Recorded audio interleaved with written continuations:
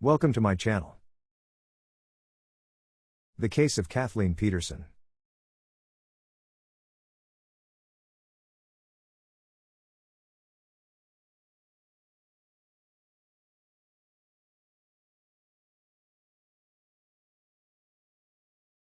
Kathleen Peterson was born 21st of February 1953. She passed away on December 9, 2001, in her Durham home, after she was discovered at the bottom of her staircase by husband Michael Peterson. That evening, Michael and Kathleen had eaten dinner, and then watched the movie, American Sweethearts, before going outside to sit by their pool. The pool was located away from the house. They had spent a while talking and drinking together, before Kathleen had to go inside to do some work. Michael stayed outside by the pool until some time later. When Michael went inside, it was then he discovered Kathleen at the bottom of the staircase, covered in blood. Michael contacted 911. John 911, where's your emergency? 1810 Cedar Street, please. What's wrong? My wife had an accident. She's still breathing. What kind of She's accident? down on the stairs. She's still breathing. Please come. Is she conscious? What? Is she conscious? No, she's not conscious. Okay, how many stairs did you What? fall down? Huh? How many stairs? Stairs. How many stairs? Calm down, sir. Calm down. No, 15, 20, I don't know. Please, get somebody here right away. Please. Okay, somebody's dispatching the ambulance while I ask you questions. It's in Forest Hills, okay? Please, please. Okay, sir. Sir, somebody else is dispatching the ambulance. Okay, is she awake now? Hello? Hello?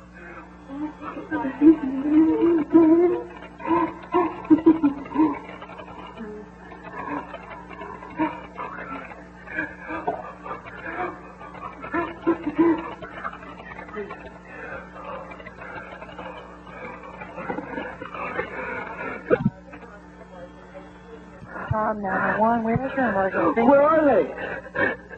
It's 1810 Cedar. She's not breathing. Please, would you hurry up? Sir, Yes. calm down. They're on the way. Can you tell me for sure she's not breathing? Sir? Hello? When police and first responders arrived at the house, the scene struck them as suspicious. Kathleen laid at the bottom of the stairs, with her head resting on the bottom step. There was a lot of blood around her and the stairs, which was already dried. Along with this, it looked like someone had attempted to clean up the blood. One of Michael's sons and his girlfriend were already at the house, after arriving there after they had been attending a party. Police who were on the scene didn't believe this could be an accident, and would follow Michael around the house. A post-mortem examination was conducted on Kathleen's body, and they determined that Kathleen had died from injuries that were consistent with blunt force trauma, with several deep lacerations on her scalp. They concluded that this could not be from the result of an accidental fall. Because the blood was dry at the scene, they concluded that she had been laying there for quite some time before 911 was called. The examination also found that Kathleen had suffered possible strangulation injuries, which was unlikely to occur in a fall. At the scene, a bloody footprint was found on the back of Kathleen's sweatpants. The police strongly believed that the scene had been staged. A bottle of wine and 2 wine glasses were found on the kitchen counter when they arrived, but Kathleen's fingerprints were not found on either of the glasses. There was a blood smear on the outside of the front door frame found. Blood splatter was also found on the inside of Michael's shorts, leading to the conclusion he had been standing over Kathleen at the time. Police seized Michael's computer and found several emails and pictures of other men. Michael was arrested by police, who believed he had murdered Kathleen. He was charged with first-degree murder. He continued to claim it was an accident. Kathleen was buried at Maplewood Cemetery in Durham on Thursday, December 13, 2001. On January 14, 2002, Michael posted bail and was released from jail to await his trial. The case had so many twists and turns. Before Michael had met and married Kathleen, he had lived in Germany with his first wife Patricia. Patricia was a school teacher, teaching on an American military base. They had 2 sons, Clayton and Todd. Michael and Patricia became very good friends with Elizabeth and George Ratliff, who also lived in Germany. The couple had two small girls, Margaret and Martha. Sadly, George was killed while on a mission, and Michael and Patricia helped look after Elizabeth's children. They were all very close. In November 1985, Elizabeth, who was aged just 43, was found deceased at the bottom of her staircase at her home in Germany. She was discovered by the girl's nanny. The evening before Elizabeth's death, Michael had been at her house, helping put her daughters to bed. Michael was the last person to see Elizabeth alive. Elizabeth's death wasn't treated as anything other than an accident at the time by those attending the scene. An autopsy concluded that she had died from an intracerebral hemorrhage. The coroner concluded that the hemorrhage had caused Elizabeth to collapse while she was coming down the stairs. She fell and hit her head. After Elizabeth had passed away, Michael and Patricia adopted Margaret and Martha, and they all came back to the U.S. Michael and Patricia would soon separate. Margaret and Martha stayed with Michael. Michael met Kathleen Atwater, who had one daughter, Caitlin, from her previous marriage. She was a successful executive at telecommunications company, Nortel Networks. They got married in 1997. According to those who knew Michael and Kathleen, they claimed that the pair had a very happy marriage.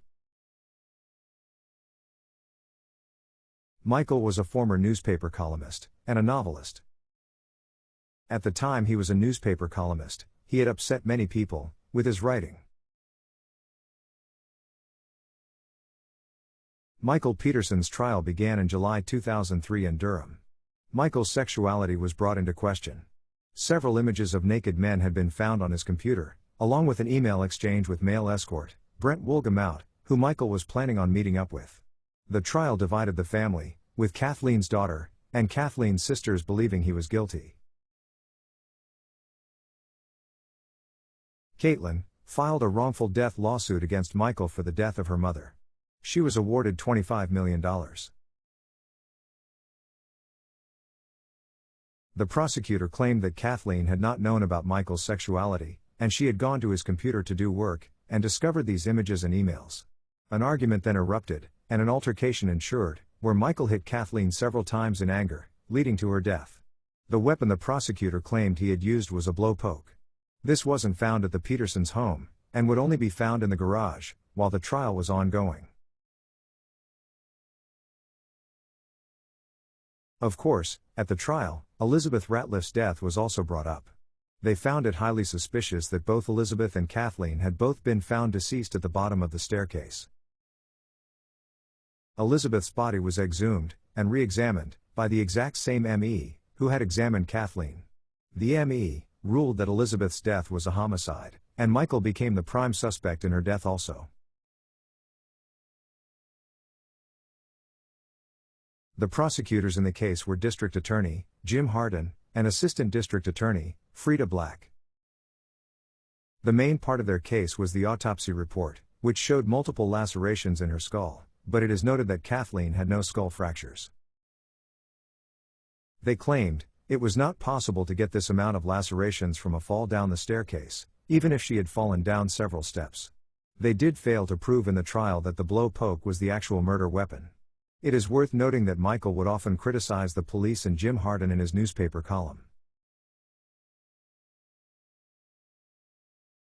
Jim Hardin also brought in Dwayne Deaver, who worked for the North Carolina State Bureau of Investigation as a blood splatter analyst.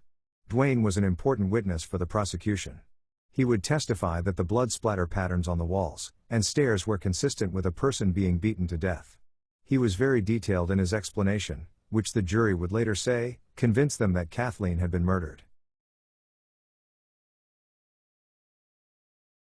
On October 10, 2003, the jury found Michael guilty of first-degree murder.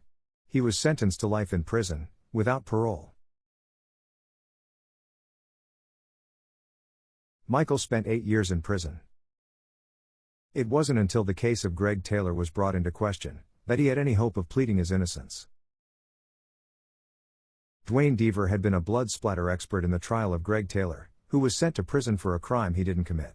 It was found that Dwayne Deaver had a history of not showing all the test results which he had carried out, only those who would favor a conviction, and in some cases, the person on trial was not guilty of the crime. Greg Taylor spent years in prison after being found guilty because of Dwayne Deaver's evidence. Greg Taylor received $4 million for wrongful conviction. He was released from prison. In these cases, the jury said that they relied on Dwayne Deaver's expert knowledge, and therefore found the person on trial guilty.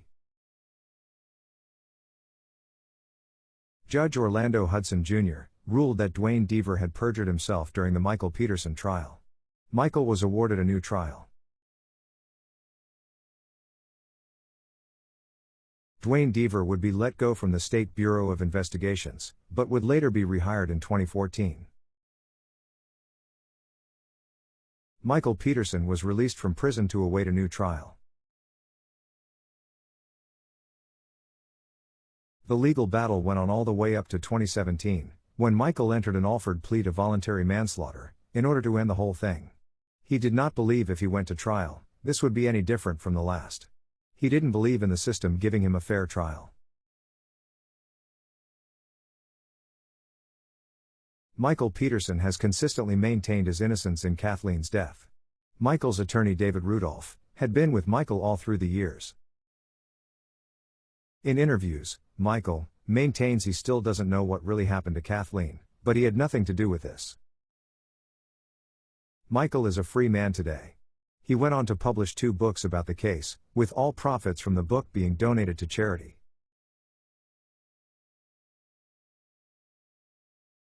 Before the death of Kathleen, the family had been really happy together. Michael still lives in Durham. The house that Michael and Kathleen lived was sold in 2004.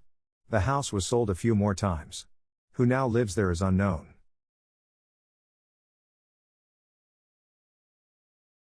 Michael's family no longer resides in Durham. Michael's adopted daughter Margaret now lives in California, and it's believed she works in the entertainment industry. His other adopted daughter Martha lives in Colorado, and is currently working as a psychotherapist. Clayton Peterson, Michael's son, lives in Baltimore, and works as an engineer. He is still married to Becky, and the pair have 2 children together. Unfortunately, not much is known about where Todd Peterson is now. Caitlin Atwater, Kathleen's daughter, lives in Northern Virginia with her husband and children. It is believed that Caitlin no longer has any contact with her former family, and continues to blame Michael for her mother's death. A twist to this case is that in December 2021, Todd Peterson changed his mind about his father. He posted a YouTube video where he now claims his father killed Kathleen, and that the motivation was money. He also blames his father for the death of Patricia Peterson, his mother. Michael had been living with Patricia for companionship. Patricia passed away in July 2021 from a heart attack. She was 78 years old. Patricia always believed that Michael had not killed Kathleen, and had stuck by him throughout.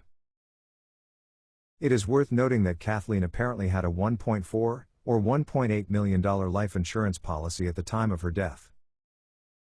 Despite living what seemed like a very lavish lifestyle, Kathleen and Michael were in a lot of debt.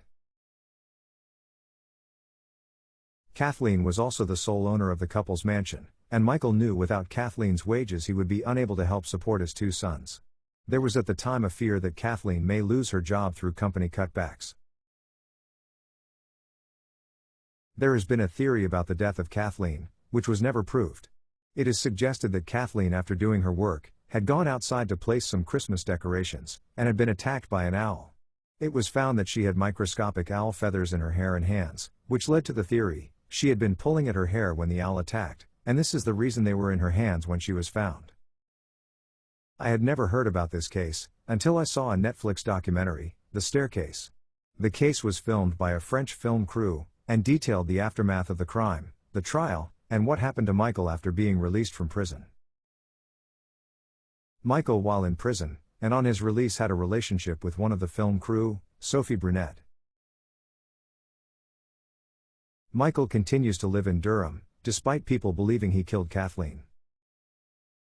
The case is considered a bizarre and puzzling mystery, with many people divided to whether he is guilty or innocent.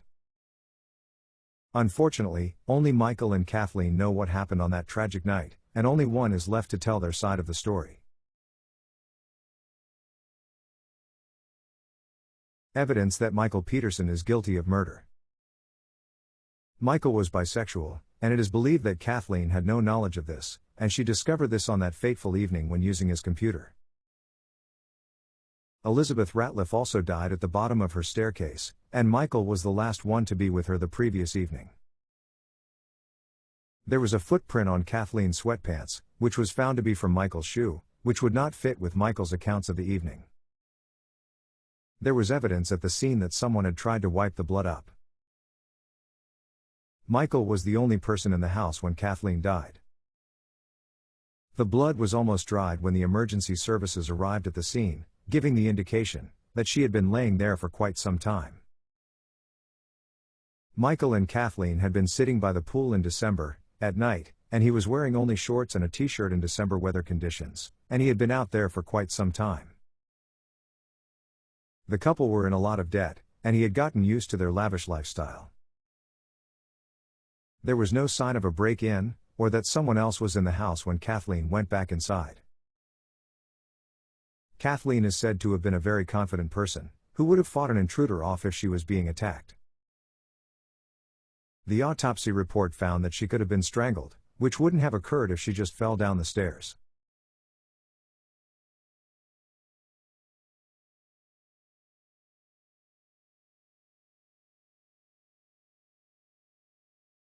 Evidence that Michael Peterson may be innocent of murder. Michael had criticized the local police department and county district attorney, Jim Hardin, in his newspaper column, upsetting a lot of these people. Friends of Michael and Kathleen testified in court that the couple were very happy with each other. Forensic expert Henry Lee, who testified in court for the defense team, was also a blood splatter expert, and said that the evidence in the stairway was consistent with Kathleen falling down the stairs. The ME rejected the theory that Kathleen could have been attacked by an owl while outside, while other experts disagree with this, stating that the lacerations could be from an owl. Even though Kathleen had lacerations on her head, she had no skull fractures, or any brain damage or swelling, which you would expect if she had blunt force trauma to the head. Elizabeth Ratliff's death wasn't ruled as anything other than accidental. They had done tests to prove this. Michael raised Margaret and Martha after Elizabeth had passed away, and continued to raise them all these years. Microscopic feathers, and a sliver of wood was found in Kathleen's hair and in her hand. Even though it was requested during the investigation, the evidence was never tested for DNA, which, if it had been tested, would have ruled out anyone else being involved.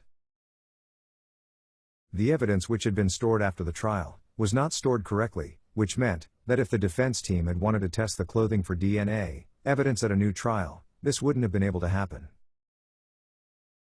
Only months before Kathleen's death, the couple had reported a burglary.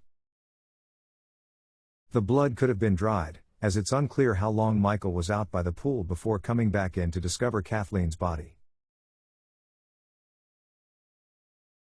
The blow poke was suggested as the possible murder weapon, but the blow poke found during the trial in Michael Peterson's garage had no evidence on it that it had been used on Kathleen to beat her to death.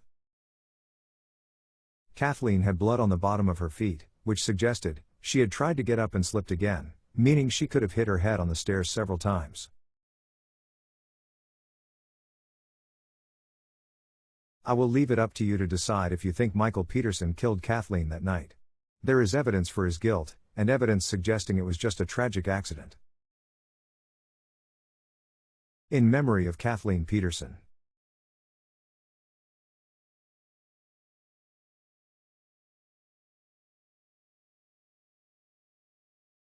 Thank you for watching.